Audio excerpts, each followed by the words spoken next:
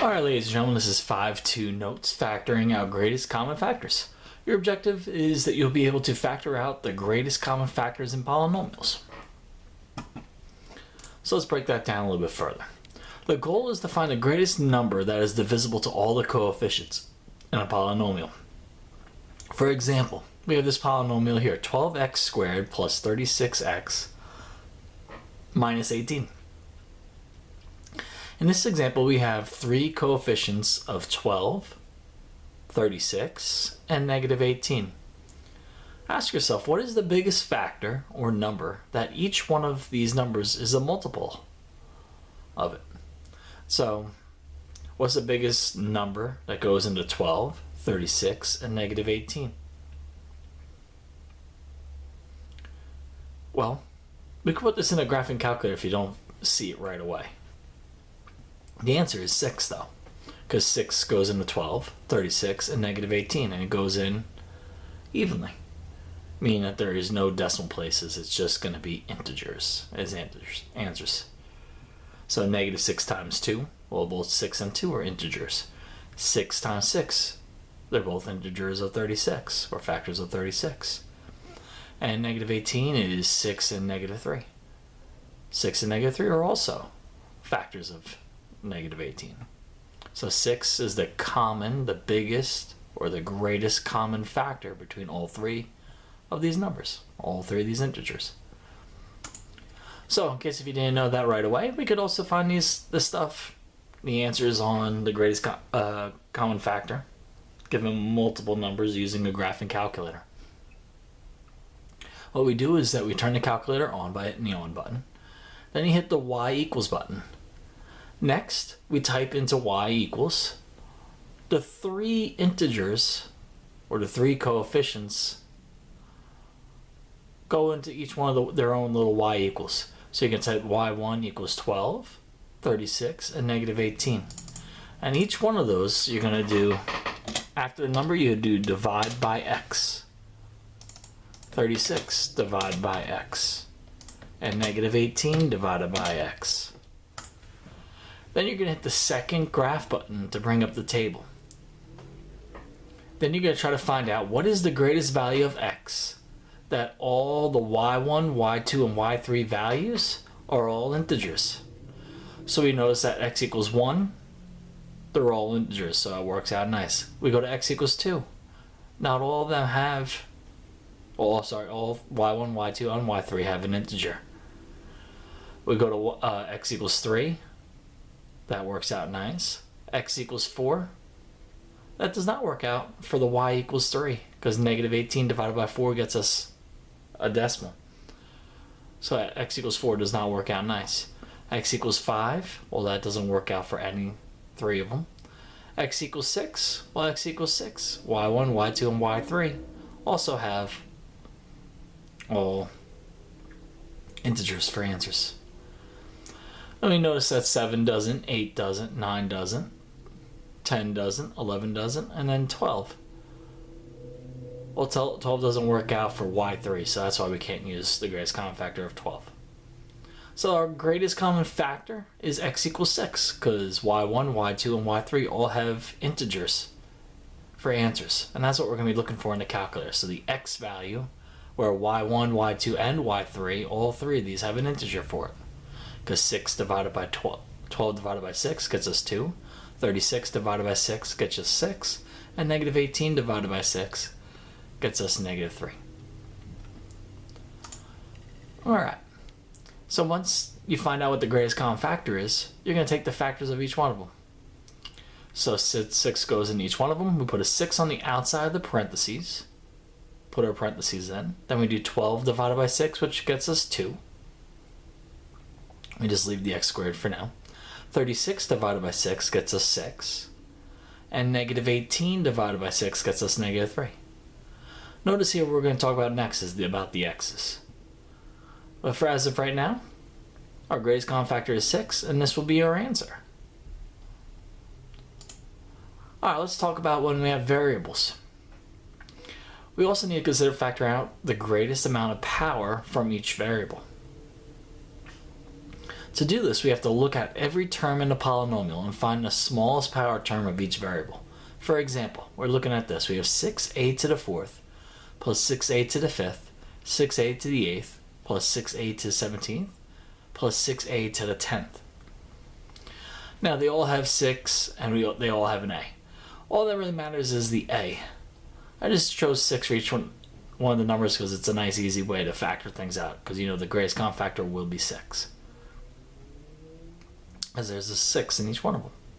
That's the greatest common factor. Now, we have an a to the 4th, a to the 5th, a to the 8th, a to the 17th, and a to the 10th. Of the a values, or the a variable, what is the smallest power of all of them? Well, the smallest power of all of them is 4. That's why we're going to take a to the 4th out on the outside of the parentheses here. Because that's the smallest number. So we take the smallest power one out. Now 6a to the 4th. Well, a to the 4th, if we take away all the 4s, there's no a's left. That's why we don't have any a's here in this first term. But 6 divided by 6 is 1, so we put a 1 there. 6 divided by 6, there's an imaginary 1 in front of all these. But a to the 5th minus 4, well, that's a to the 1st. So, a to the imaginary 1, which you guys know there's an imaginary 1 right there. 8 minus 4 gets you 4. 17 minus 4 gets you 13. And 10 minus 4 gets you 6. So that's why we have those numbers there inside the parentheses. Let's do a couple problems together to make sure we fully understand this. We're going to put both these concepts together. Our goal is to factor out the common factor out of each expression. So you have 6, a positive 6, and a negative 15. The greatest common factor is 3.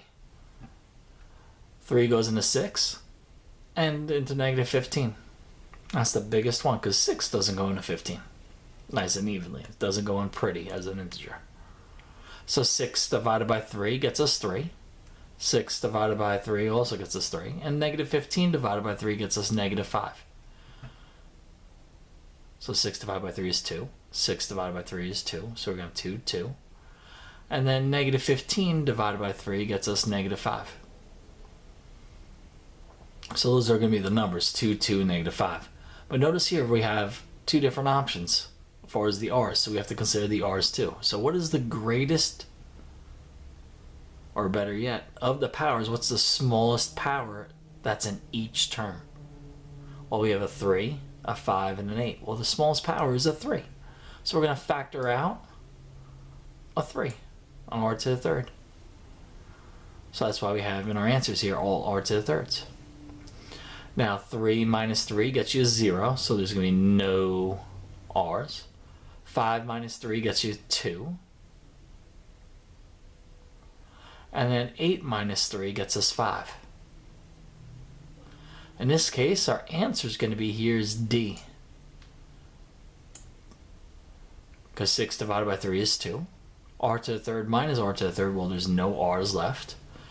R to the 5th minus R to the third gets you R squared. And R to the 8th minus R to the third gets you R to the 5th. That's why our answer is going to be D. Let's do number 2. We have negative 12, 8, and negative 8. Well, the greatest common factor of these three terms is positive 4. So we're going to factor out a positive 4, which you see in A and B. Then we got to factor out the greatest common term. Well, unfortunately, not every single term has a k in it. This negative 12 does not have a k in it. So we can't take out a k like you see in A, C, and D. So by process of elimination, we know it's B. But just to finish off the work, negative 12 divided by 4 gets you negative 3. Positive 8 divided by 4 gets you positive 2. And negative 8 divided by 4 gets you negative 2. And the k is just carried down into our answer. Let's do problem number 3. We have 10x to the third plus 18x plus 16. The greatest common factor between 10, 18, and 16 is 2. So the greatest common factor is 2, what we could pull out. So we already know D is incorrect and we know A is incorrect. Now we're looking at x to the third, x, and 16. Well, unfortunately, not all the terms have an x in it. So the greatest common variable is nothing. We can't pull out an x. So by process of elimination, we know our answer is C. 10 divided by 2 is 5. 18 divided by 2 is 9. And 16 divided by 2 is 8. That's why our answer for number 3 is C. Let's look at number 4. We have negative 8, negative 24, and negative 36. The greatest common factor in this one is negative 4. Negative 8 divided by negative 4 is 2. So that's why we have a 2 here. Negative 24 divided by negative 4 gets you 6. And negative 36 divided by negative 4 is 9. So right here and here. So based on just the first part, it's either B or C. Now let's find out how many p's can we take out. Well, we have p to the 6th, p to the 3rd, and p to the 1st. Well, the lowest number in the power is 1 as far as the p's. So we could factor out 1p. So p to the 1st, which you guys know we don't really write p to the 1st, we just write p. Now 6 minus 1 gets us 5. 3 minus 1 gets us 2. And 1 minus 1 gets you nothing. That's why your answer is C.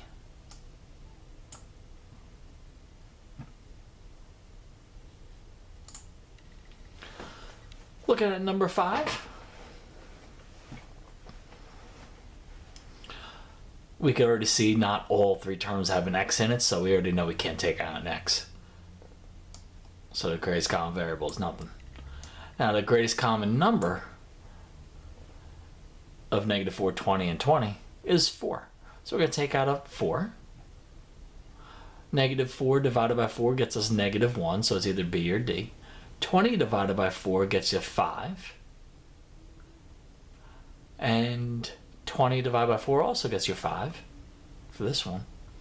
And then, since we can't take out any x's, it has to be the same x's. So x to the 4th and x to the 6th is right there. So our answer is D for number 5. Alright, looking at number 6, we have 6m to the 4th minus 20m squared minus 12. Of 6, 20, and 12, the greatest common factor is 2. That's why there's a 2 on the outside. Now every single term has an m in it, so all of them have an m, so what's the smallest power? Well, there's an imaginary 1 here, so 1 is the smallest power, so we can only factor out 1 m. So we have 2m to the 1st for A and D. We can already eliminate B and C. 6 divided by 2 gets us 3. This one is 1, this one says 3, so our answer is D. Negative 20 divided by 2 gets you negative 10. And negative 12 divided by 2 gets you negative 6. Alright, looking at number 7, 45, negative 18, and positive 36. The greatest common factor is 9. And all 3 terms have a k in it, so we could take out a k to the 1st, because there's an imaginary 1 there, so 1 is the smallest power. So we can only take out 1k, or k to the 1st, that is. So 9k to the 1st, well, that's not, 9k squared is not that. 9k and 9k, so it's either B or D. 45 divided by 9 gets you 5. Oh, there you go, looks like it's D. Negative 18 divided by 9 is negative 2, and 36 divided by 9 is positive 4. That's why we get 7 is D. Number 8, we have negative 12 plus 27p plus 12. Well, the greatest common factor of negative 12, 27, and 12 is 3. And not every single term has a p in it, so we can't factor out a p. So we already know b's gone. Negative 12 divided by 3 gets you negative 4. So we can eliminate c. Negative 27 divided by 3 gets you 9. So that's why it's going to be A, because D has 18. Number 9. We have -5 and +2. Those are the two coefficients there. There's unfortunately no greatest common factor. It's just 1, so it's just going to be itself. So we have to look at the variables. So we have r. All of them have an r in it, and the greatest power of r is 1. So we take out 1r, or r to the first. 5 minus 1 gets you 4. 2 minus 1 gets you 1. And 2r minus an r just gets you to 2. That's why 9 is B. Alright, looking at number 10. Of all three numbers, our greatest common factor is 5. Of -45, 50, and -30, 5 is the greatest common factor. And the greatest common variable, well, that's going to be n to the third. The variable we're talking about is n. The lowest power is 3. So it would be 5n to the third on the outside, which you see in all the multiple choice. -45 divided by 5 gets you -9, which works for A, B, and C, but not D, so we eliminate D. 50 divided by 5 gets you 10. N to the fourth minus n to the third gets you n to the first. And -30 divided by 5 gets you -6. N to the third minus n to the third gets you nothing left over, so 10 is C. Your classwork and your homework. Now if you guys have any questions, feel free to email me or come to Extra Help because I'll be happy to help you out. Alright, have yourself a good night.